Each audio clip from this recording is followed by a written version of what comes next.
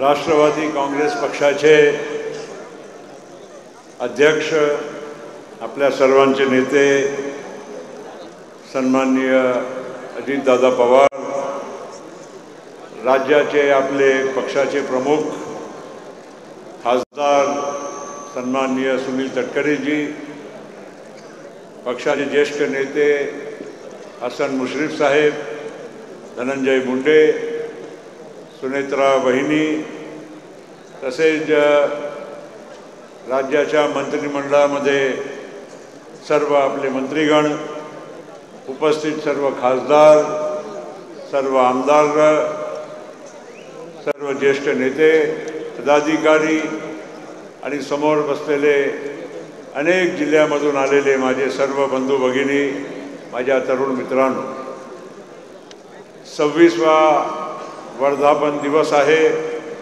त्यानिमित्त आपल्या सर्वांना मी खूप खूप शुभेच्छा देऊ इच्छितो आणि या पक्षाचा प्रवास 1999 पासून अजितदादा, सुनील तटकरे, हसन मुश्रीफ साहेब, आम्ही सगळे संस्थापक सदस्य म्हणून काम करत आलेले आहोत आणि देखता देखता आता 26वा वर्ष आपला पूर्ण होत आहे। ही काही छोटा प्रवास नाही, पण याच्या पुढेही आपला प्रवास खूप लांब आहे, खूप मोठा आहे आणि खूप आपली अपेक्षा आहे, आपले स्वप्न आपल्याला पूर्ण करायचे आहे। त्याच्यासाठी आपल्या सगळ्यांनी इथे जाऊन एक निर्धार घेऊन जायला पाहिजे।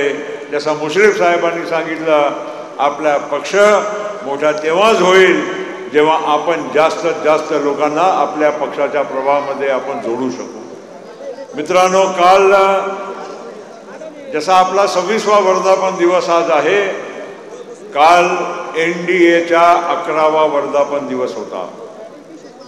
11 वर्ष पूर्वी नरेंद्र मोदी साहेबांच्या नेतृत्वामध्ये NDAच्या BJPच्या केंद्रामध्ये सत्ता स्थापन झाली आणि मला एवढा सांगायचं आहे, मी अधिक जास्त काही बोलणार नाही, पण 2014 मध्ये धनंजय भाऊ, तुम्हाला आठवत असेल, सुनील भाऊ तुम्हाला आणि दादाला तर नक्कीच माहीत आहे, आपण 2014 पासूनच NDA मध्ये सामील होण्याचा आपला खूप मनापासून प्रयत्न होता। आपलाच नव्हे, सगळ्यांचा होता आणि काय त्या अनेक घडामोडी घडल्या। आपण काँग्रेस पासून, आपण तुम्ही ज्याचा पृथ्वीराज चव्हाण बाबाचा इथे उल्लेख केला, आपण काँग्रेसची युती होती, आपण युती सोडली। भारतीय जनता पार्टीनी शिवसेना बरोबर युती होती, ते त्यांनी मोडली। आपण चारही पक्ष वेगळे लढलो आणि त्याच्यानंतर या राज्यामध्ये काही काळासाठी राष्ट्रवादी लागवड पण सुद्धा लागू करण्याची पण कल्पना झाली होती। हे सगळं आपला हे प्रवासाचं म्हणायचं तात्पर्य एवढंच आहे की आपण जे निर्णय मागच्या 2.5 वर्ष अगोदर अजितदादाच्या नेतृत्वात ते केला आणि NDA मध्ये आपण सामील झालो, ही काही नवीन काही आपली वाटचाल नव्हती। हे 2014 पासून आपल्या पक्षामध्ये अनेक वेळा या NDA मध्ये सामील होण्याचे प्रयत्न झाले होते। मित्रांनो, आज आपण NDA मध्ये आहोत। मी खरोखर आपल्या देशाच्या हिशोबाने मी बोलतो, इथे पक्ष पात आणि बाकीच्या NDA UPA अशा गोष्टी मी करत नाही, पण आज खरोखर विचार करा।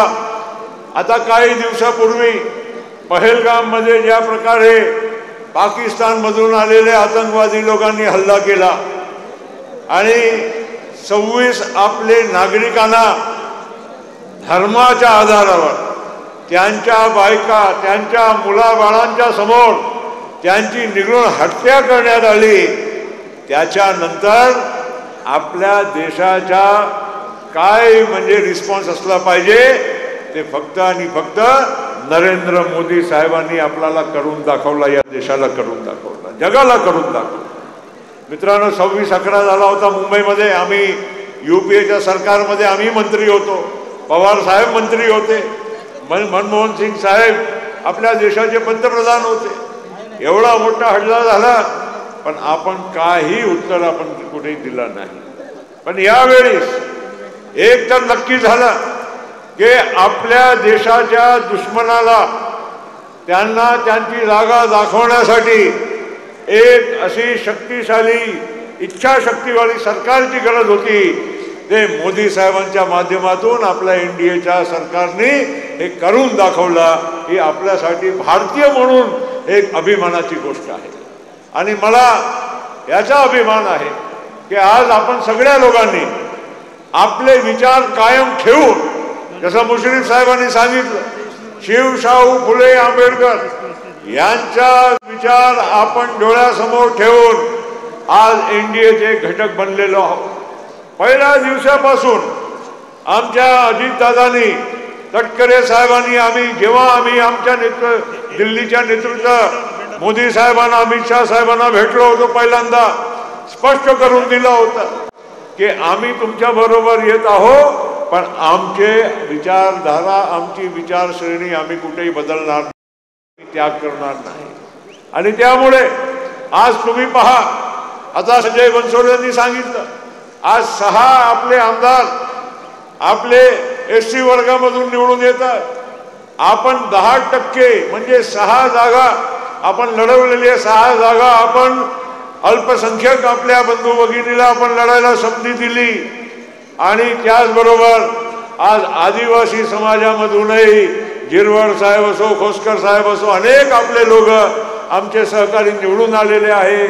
आज ओबीसी मधून आपले नेते भुजबळ साहेब असो, धनंजय मुंडे साहेब असो, आदिती तटकरे असो, असे अनेक लोक आपले निवडून येत आहे. याचा अर्थ एवढाच आहे की आपण सर्वांना समावेशक आपली या पक्षाची धोरण आणि भूमिका आहे. अजितदादाची, आमच्या सगळ्यांची ही भूमिका आहे. आणि त्यामुळे कुठेही काय कोणाच्या मनामध्ये शंका ठेवायचा कारण नाही. आपण आपल्या भूमिकेवर ठाम आहोत, आपल्या धोरणावर ठाम आहोत आणि त्याच्यावर आपण कायम राहणार आहोत. ही कुठेही लोक आपल्याला बदनाम करण्याचा खूप प्रयत्न सारखा करत आहे, काही ना काही आपली टीका करायचा प्रयत्न करत आहे. पण मी तुम्हाला सांगू इच्छितो की आपण कुठेही त्यामधून काही इथे डगमगवायचा नाही. आपण आपल्या जागेवर कायम राहायचं आहे. आपल्या नेतृत्वाला, आपल्या पक्षाला मोठा करायचा असेल, आज तुम्ही मला सांगा, आपण सत्तेमध्ये आहो, त्याचा आधार मिळतोय की नाही प्रत्येक कार्यकर्त्यांना, प्रत्येक नेत्यांना? आज सत्याच्या बाहेर जे लोक आहे त्या लोकांची काय अवस्था आहे आम्हाला माहीत आहे. किती लोक आपल्या पक्षामध्ये येण्याचा प्रयत्न करत आहे तेही आम्हाला माहीत आहे. आता म्हणून मित्रांनो, आज आपण सत्तेचा फायदा हे जनतेच्यासाठी हे आपण करत आहोत. लाडकी बहिणीचा इथे उल्लेख झाला. आज आपण सत्तेमध्ये होतो म्हणून दादाला हा निर्णय करता आला. आज आपल्या कोट्यावधी आमच्या बहिणीला आपण न्याय देऊ शकलो. त्याच्या फक्त आणि फक्त एकच कारण होता की आपण सत्तेमध्ये होतो. जे लोकांनी आजपर्यंत फक्त आमच्या भगिनीला व्होटाचा माध्यम समजला, कधी काय त्यांना ताकद दिली नाही, शक्ती दिली नाही, त्या लोकांना बोलायला फार सोपा आहे. तिजोरी खाली आहे, पैसे नाही आणि हे बहिणाला पैसे हे देऊन राहिलेले आहे, असं अजिबात नाही. आत्ताच मी अजितदादाशी येथे बोलत होतो की सारखी काही ना काही बातम्या पेपरमध्ये येत असतात की सामाजिक कल्याणचे पैसे लाडकी बहीणसाठी गेले, अमुक विभागाचे पैसे लाडकी बहिणीसाठी गेले, सरकारची तिजोरी खाली आहे. हे फक्त आणि फक्त अपप्रचार आहे. पोटदुखी होऊन राहिली लोकांना. त्यामुळे अशा आपला सरकारला आणि आपल्या नेतृत्वाला बदनाम करण्यासाठी काम करत आहे. मित्रांनो, आणखीन एक गोष्ट मला सांगायची आवर्जून वाटते. जे लोक कास्ट सेन्ससची आणि जनजातीच्या गणनेची जे गोष्ट करत आहे, काँग्रेसवाले, राहुल गांधी, अरे आम्हीच करत आहोत, आम्ही मागणी करत आहोत. अरे आम्ही काँग्रेसच्या सरकारमध्ये, आम्ही पण केंद्रामध्ये मंत्री होतो. किती वेळा चर्चा झाली, कास्ट सेन्ससच्या बद्दल झाली. काँग्रेसने कधी त्याला पाठिंबा दिला नाही. कुठे गेले होते तेव्हा सोनिया गांधी आणि राहुल गांधी?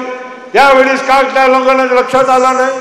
2011च्या कास्ट सेन्सस जेव्हा झाला होता तेव्हा यूपीएची काँग्रेसची सरकार केंद्रामध्ये होती, तेव्हा का तुम्ही जनगणनाच्या वेळी कास्ट सेन्सस करून घेतला नाही? आणि त्यावेळीस काही मात्रामध्ये करण्यात आला होता, पण सांगितलं गेलं की हे सायंटिफिक डेटा नाही आहे म्हणून आम्हाला ते जाहीर करता येत नाही. आणि त्यावेळीस तुम्हाला वाट पाहावा, तुमची सरकार आहे तेव्हा तुम्ही करत नाही. आज नरेंद्र मोदी यांनी, आज अजून लोकसभेच्या निवडणुकीला अजून पुढचे 4 वर्ष बाकी आहे, पण जनगणना 2011 नंतर पहिल्यांदा 2026 मध्ये सुरू होणार आहे, 27 मध्ये सुरू होणार आहे.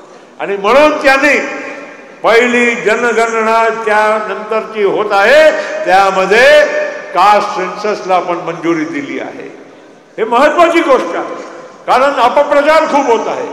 आज हे सगळं आज आपल्या सगळ्यांना लोकांपर्यंत पोहोचवण्याची गरज आहे, कारण बदनाम करायला फार सोपं आहे. हे अमुक याच्या विरोधी आहे, तमुकांच्या विरोधी आहे, हे सरकार पैसे आपले म्हणजे लुटून राहिलेली आहे, असा म्हणजे अपप्रचार आपला विरोधकांच्याकडून खूप होऊन राहिलेला आहे. त्यामुळे आज राष्ट्रवादी काँग्रेस पार्टीची अतिशय एक महत्वाची भूमिका आहे. ही महत्वाची भूमिका आपण सगळ्या लोकांनी योग्य रीतीने पार पाडण्याची गरज आहे. एवढंच मी आजच्या दिवशी आपल्या सगळ्यांना मी सांगू इच्छितो. शेवटी जाताना एवढंच सांगेल की पक्ष मोठा असेल तर आपण सगळे मोठे होणार. पक्ष लहान झाला तर त्याचा फायदा आपला कोणालाही होणार नाही.